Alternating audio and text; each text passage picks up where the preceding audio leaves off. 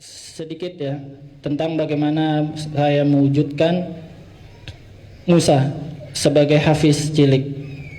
Ya, pertama-tama adalah yaitu dengan menyiapkan bibit unggul. Ibarat kita ingin menanam ya sebuah hasil yang bagus, maka kita harus siapkan bibit yang unggul sehingga hasilnya juga unggul.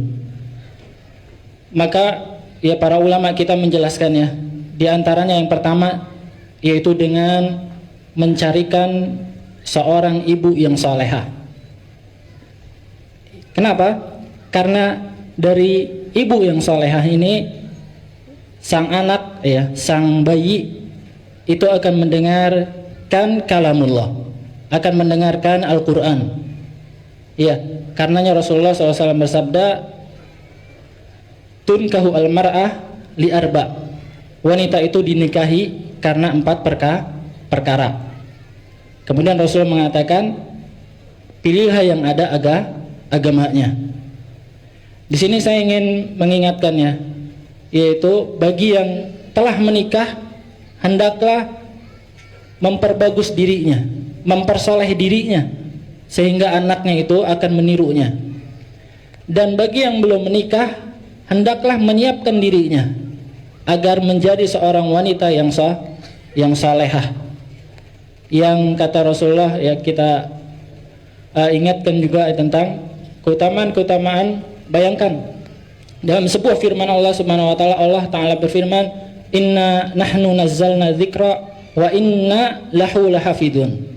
Sungguh kami telah menurunkan adz-dzikr, yaitu Al-Qur'anul Karim, wa inna lahu lahafidun, dan kami juga yang sungguh akan menjaganya. Di antara penjagaan Allah Subhanahu wa taala terhadap kitabnya adalah membangkitkan para hufaz, membangkitkan para penghafal Al-Quran. Alangkah bahagianya, alangkah merasa besarnya hati seorang orang tua ketika Allah Subhanahu wa taala menjaga kitabnya melalui anak-anak mereka. Ini sebuah keutamaan yang sangat besar yang diperoleh oleh orang tua. Ini yang pertama, yaitu mencarikan ibu yang solehah. Dan ini hak seorang anak yang wajib ditunaikan si bapak. Yang wajib ditunaikan si bapak adalah mencarikan ibu yang solehah.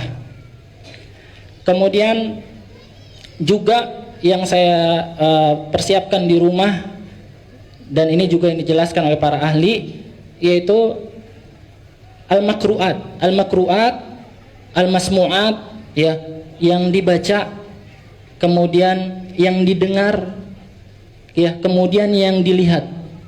Maksudnya apa? Apa yang kita baca, apa yang dibaca oleh anak-anak kita di rumah. Dari yang dibaca ini, maka seorang anak itu akan menjadi penghafal Quran diantaranya ketika dia membaca cerita-cerita yang soleh. Al-masmu'at, yang didengar. Apa yang didengar anak ini? Di rumah saya senantiasa memperdengarkan ya, yaitu murattal, kaset-kaset murattal. Saya senantiasa memperdengarkan ya, dari diri saya sendiri juga, dari uminya juga sering membaca Al-Qur'anul Karim. Itu al-masmu'at, yang didengar. Demikian juga yang ditonton. Apa yang ditonton ini? Ya, sehingga anak itu akan menjadi soleh atau solehah. Sebaliknya, ketika yang ditontonnya, yang ditonton di televisinya ini sesuatu yang buruk, maka itu akan menjadi malapetaka bagi keluarga tersebut. Malapetaka bagi keluarga tersebut. Ini yang wajib kita praktikkan dan yang saya terapkan di rumah. Di rumah tidak boleh Musa dan khusus semua anak-anak saya menonton yang buruk, menonton yang memperlihatkan aurat. Itu saya larang. Saya di rumah saya sediakan televisi juga, tapi televisi saya itu cuma menonton murattal. Itu dari al-makru'at, al-masmu'at ya, yang dibaca, yang didengar, kemudian yang ditonton. Itu yang saya persiapkan di rumah untuk anak saya, sehingga Bahkan awal kali termotivasi Musa itu melihat ada VCD, ya, di dalamnya ada kaset anak-anak lagi mengaji sama bapaknya di sebuah kebun kurma. Itu sedang mengaji, kemudian Musa waktu itu senang melihat seperti itu, kemudian diulang-ulang sama Musa ketika dia melihat tontonan seperti itu. Apa yang dibaca, apa yang didengar, dan apa yang ditonton oleh anak. Ini sangat luar biasa pengaruhnya. Ya, sangat luar biasa pengaruhnya kepada anak. Itu yang pertama. Kemudian yang kedua, saya juga sangat super ketat ya dalam masalah zamil, ya, sodik, temen mainnya anak-anak. Kan dalam sebuah hadis disebutkan masalu jalisi su, ya, dan masalu jalisi khair, ya. Perumpamaan teman jelek dan perumpamaan teman bagus itu sangat luar biasa pengaruhnya kepada anak.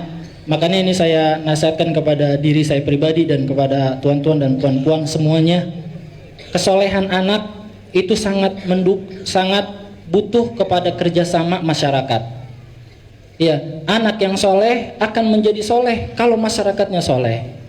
Sebaliknya, ada seorang anak soleh berubah jadi anak jelek. Mudah-mudahan dilindungi anak-anak kita. Itu gara-gara teman-teman yang jelek. Itu butuh kerjasama kita semua. Ya, khususnya dalam teman ini saya sangat luar biasa ketatnya. Ya, luar biasa ketatnya. Dan alhamdulillah akhirnya berhasil 30 juz. Kemudian mungkin yang jadi pertanyaan, kok bisa anak kecil itu duduk seperti sekarang? Bahkan yang lebih kecil adiknya sekarang itu bisa kita lihat 4 tahun bahkan 2 tahun bisa duduk seperti ini, tidak lari-larian, tidak mengganggu orang. Ini yang jadi pertanyaan, sehingga kita ingin anak itu nanti kedepannya bisa duduk. Akhirnya sekarang Musa bisa 10 jam duduk sama saya dengan duduk bersila. Itu bagaimana caranya? Caranya, dan ini juga saya juga dapat petuah juga dari para ulama dahulu. Dulu para ulama dahulu sebelum belajar Al-Quran itu belajar adab. Belajar adab. Kenapa? Karena bayangin Pak ya, belajar Al-Quran itu lebih berat, lebih susah, dan belajar adab itu lebih ringan. Lebih ringan. Contohnya belajar adab, dan ini yang saya terapkan. Anak itu makan harus pakai tangan kanan, nggak boleh pakai tangan kiri. Dan itu saya terapkan dari kecil, ya, terapkan dari kecil, ya, adab seperti ini. Akhirnya anak itu awalnya dia menangis ketika saya ambil, misalnya dia makan pakai tangan kiri, saya pindahkan ke tangan kanannya, ya, maka menangis anak ini. Tapi saya nggak mau kalah. Ini yang saya sering jelaskan. Orang tua itu harus tegar, harus tega. Bahasa Indonesia itu tega. Ngelihat anak nangis, jangan terpengaruh.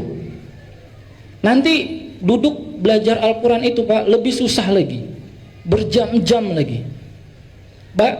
Kalau kita yang kecil saja, yang remeh saja, masalah makan, kita pindahkan dari tangan kiri ke tangan kanan, itu sudah tidak mampu. Bagaimana akan mengajak anak kita itu untuk duduk sampai 10 jam? Itu lebih berat lagi. Maka benar ini perkataan para ulama, bahwasanya sebelum belajar Al-Quran, ajarkan anak itu adab-adab. Adab makan, adab masuk WC, masuk pakai baca doa, kaki kiri keluar kaki kanan, baca doa. Mau tidur, baca doa, dan seterusnya. Adab diterapkan seperti itu. Sehingga ketika saya jelaskan tangan kiri itu nggak boleh, tangan kanan, akhirnya anak itu mengerti mana salah dan mana benar, apa yang salah dan apa yang benar. Sebelum kita masuk ke dalam Al-Quran, sebelum kita mengajak anak itu belajar buku Iqra, sebelum kita mengajak membimbing anak, mentalkin anak itu hafalan Quran, itu lebih susah lagi. Maka coba diterapkan dari kecil itu adab-adab. Ya, jangan kita sampai kalah, jangan sampai kita nurutin anak nangis, kenapa nggak mau belajar? Terus kita turutin, yakin saja Pak, besok anak itu menangis lagi. Tapi kalau pada hari itu kita menang, anak kecil nangis, kemudian tetap kita ajarin, ya, nanti anak itu diem, lama-lama ya meskipun menangis tapi dia ngikutin kita, ya terus nangis diamin aja, biarin aja, terus kita baca. Kalau kita menang berhasil pada hari itu, yakin hari keduanya lebih mudah, hari ketiganya lebih mudah, dan terus akhirnya ya akhirnya bahkan apa, ini cerita tentang Musa ya, yaitu dulu awal-awal Musa itu sampai duduk sama saya bilang nggak boleh bergerak, itu nggak boleh bergerak, bener dia tidak bergerak, duduk sila, sampai nyamuk gigit ya, gigit Musa tangannya sampai membesar itu nyamuk, Musa nggak pukul, karena dia ngerti sayang itu nggak boleh bergerak, main-main ketika belajar nggak boleh. Musa akhirnya sampai nyamuk besar nggak dipukul. Mulai dari itu saya ajarin, bang, abang Musa kalau nanti lagi belajar sama abah ada digigit nyamuk, abang pukul aja, nggak apa-apa. Baru semenjak hari itu dipukul. Saya ajarin Musa kalau belajar nggak boleh lari-lari, posisinya harus bagus, duduk bersila, tangannya di pahanya begini. Akhirnya diterapin sama Musa seperti ini. Tapi Musa, pahamnya Musa itu nggak boleh bergerak, berarti nggak boleh bergerak benar-benar. Kalau kita pegel nggak boleh bergerak. Sampai berjam-jam, akhirnya saya baru sadar, ini Musa belajar tapi kakinya nggak pernah bergerak. Baru saya, waduh ini masya Allah, kasihan ini anak. Akhirnya saya jelasin ke Musa, bang, abang Musa kalau belajar nanti kakinya pegel, dirubah. Baru semenjak hari itu dirubah. Nah, yang seperti itu dilalui dengan belajar adab, dilalui dengan tahapan-tahapan belajar adab itu. Kemudian 5 menit waktu belajar, kemudian meningkat 10 menit ya, sampai saya ajarin adab itu kepada anak-anak saya. Kalau naik motor pakai helm. Ya, naik motor pakai helm. Di Indonesia kan harus pakai helm. Nggak tahu di Malaysia. Di Indonesia harus pakai helm. Kemudian saya bilang sama Musa, saya tanamin akidah kepada Musa ya. Yang bagus-bagus itu identiknya sama Nabi Muhammad. Kalau yang jelek itu identiknya sama syaitan. Sehingga pernah suatu kali saya jalan-jalan sama Musa, tiba-tiba ada orang nggak pakai helm. Ya, tiba-tiba ada orang nggak pakai helm naik motor. Akhirnya saya tunjuk orang ini, bang jelek tuh bang, jelek bang. Kata Musa apa? Iya bang, tuh syaitan katanya. Sampai itu syaitan ya, nggak boleh naik motor itu nggak pakai helm. Nah, biasakan yang seperti itu sebelum kita masuk ke dalam Al-Quran yang berat ya, ringan tapi berat, mudah tapi berat. Tentang makanan, saya yakin semua orang tua pasti memperhatikan makanannya. Nggak ada orang tua itu yang tidak memperhatikan makanan pada anaknya, saya yakin ya. Tapi itu makanan yang sifatnya hakiki ya, yang sifatnya hakiki. Nanti ada makanan yang sifatnya maknawi ya. Maksudnya kenapa kita kayaknya makanannya udah bagus gitu ya, tapi kok anak ini nggak bisa-bisa ya. Maka yang saya ingatkan di sini adalah bahwasanya Al-Quran ini yang sering saya ulang, Al-Quran itu adalah amal soleh yang Allah Subhanahu wa Ta'ala akan menerimanya dengan kesolehan. Innallaha ta'ala thayyibun la yaqbalu illa thayyiban. Allah itu baik dan tidak akan menerima kecuali yang baik. Ya, tidak akan menerima kecuali yang baik. Dalam sebuah hadis disebutkan ada seorang yang bersafar ya, kemudian rambutnya acak-acakan, as'asa akbaro yamuddu yadayhi ila sama'i ya rabbi ya rabbi. Orang ini bersafar kemudian mengangkat tangannya ke langit, dia berdoa ya rabbi ya rabbi. Padahal di antara waktu-waktu mustajab ketika berdoa adalah ketika safar, tapi ternyata tidak dikabulkan doanya. Kemudian kata Rasulullah, wa mat'amuhu haramun wa mashrabuhu haramun wa malbasuhu haramun wa ghudhiya bil haram. Kemudian kata Rasulullah, bajunya haram, makanannya haram, minumannya haram, artinya diperoleh dengan cara yang haram. Wa ghudhiya bil haram. Bahkan perutnya dikenyangkan dengan yang haram-haram itu. Fa anna yustajabulah. Kemudian kata Rasulullah, maka bagaimana mungkin akan diterima doanya dengan yang haram? Ini yang mungkin banyak luput dari kita. Ya, jangan sampai ya dan ini ya nasihat juga kepada diri saya sendiri, jangan sampai kita ingin menjadikan anak yang soleh, anak yang berbakti kepada kedua orang tuanya, anak yang bisa memberikan manfaat kepada kedua orang tuanya ketika mati nanti, tapi kita dengan cara memberikan makanan-makanan yang haram. Baik secara zatnya itu haram, kita beri zatnya itu apa maksudnya? Kita berikan anak itu khamr, ini wal'iyadzubillah, atau haram secara hasil usahanya. Apa hasil usahanya? Nasi itu halal hukumnya, ya. Tapi dengan cara yang haram, dengan cara mengambil haknya orang, dengan cara merampas, dengan cara mencuri, dengan cara mendolimi orang lain. Kemudian hasilnya ini kita suapkan ke mulut anak kita. Ya, ini yang perlu kita perhatikan, yaitu apakah yang halal ataukah yang haram. أعوذ بالله من الشيطان الرجيم لقد كفر الذين قالوا إن الله ثالث ثلاثة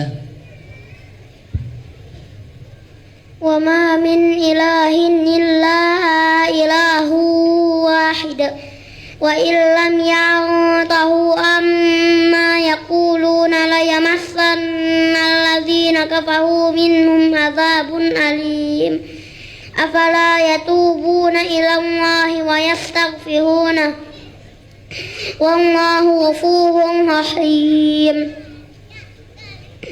ما المسيح ابن مريم إلا رسول قد خلت من قبله الرسل وأمه صديقة كانا يأكلان الطعام وانظر كيف نبين لهم الآيات ثم انظر أنا يؤفكون. Shallallahul Azim. Juzuk surah apa? Surat Al-An'am. Surah Al-An'am. Betul Ustaz? Surat Al-Maidah. Surah Al-Maidah ya, Maidah. Juzuk berapa, Dik? Juz 7.